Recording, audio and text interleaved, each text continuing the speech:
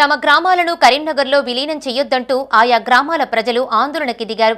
నగరంలోని కలెక్టరేట్లో జిల్లా కలెక్టర్ పమేలా సత్పతిని కలిసి వినతిపత్రం అందజేశారు. ప్రభుత్వం బొమ్మకల్, దుర్షెడ్, గోపాల్పూర్, కొత్తపల్లి మున్సిపాలిటీ, లక్ష్మీపూర్, మల్కాపూర్, చింతకుంట గ్రామాలను విలీనం చేస్తూ ఆర్డినెన్స్ జారీ చేశారు. ఈ నిర్ణయాన్ని వ్యతిరేకిస్తూ దుర్షెడ్, గోపాల్పూర్ గ్రామాలకు చెందిన ప్రజలు కలెక్టర్కు వినతిపత్రాన్ని అందజేశారు.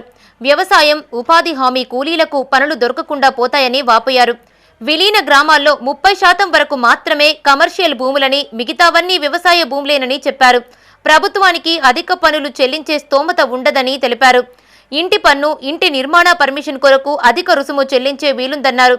ఇప్పటికే విలీనం చేసిన గ్రామాలకు కనీస వసతులు కల్పించలేదని చెప్పారు. ఈ విషయాలను పరిగణలోకి తీసుకుని విలీన ప్రక్రియను రద్దు చేయాలని డిమాండ్ చేశారు.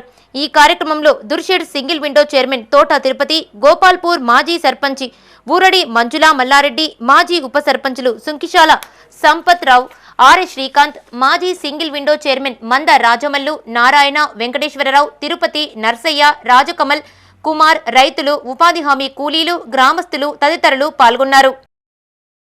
మొన్న కరీంనగర్ కార్పొరేషన్లో విలీనం కోసం బొమ్మకాలు, దుర్షేడు, గోపాల్పూర్ మరియు కొత్తపల్లి మిగతా గ్రామాలను విలీనం చేసినట్టుగా మరి శాసనసభలో మొన్న మంత్రి గారు శ్రీధర్ బాబు గారు చెప్పడం జరిగింది.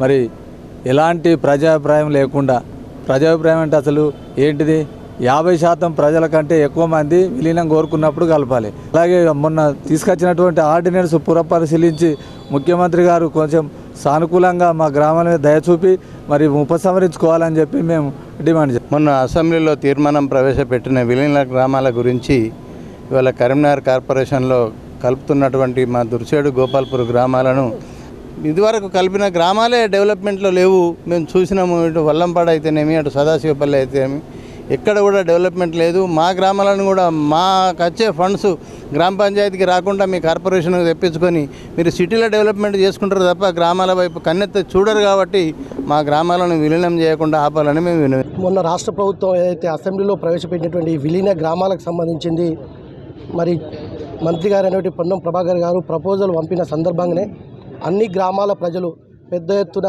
మరి వారిని కలిసి ఎట్టి పరిస్థితుల్లో ఈ విలీన ప్రక్రియను ఆపాలి, ఈ నిర్ణయాన్ని వెనక్కి తీసుకోవాలని చెప్పి ఈ సందర్భంగా విజ్ఞప్తి చేస్తూ ఈరోజు జిల్లా కలెక్టర్ గారిని, ఎందుకంటే జిల్లా కలెక్టర్ గారే మరి ప్రజాభిప్రాయం లేకుండానే కలెక్టర్ గారు ప్రపోజల్ పంపారు కాబట్టి ఏ విధంగా మీరు పంపారు, ఈ ప్రపోజల్ కరెక్ట్ కాదు, దీన్ని వెనక్కి తీసుకోవాలని చెప్పి విజ్ఞప్తి చేయడానికి కలెక్టర్ గారిని కలిసాం.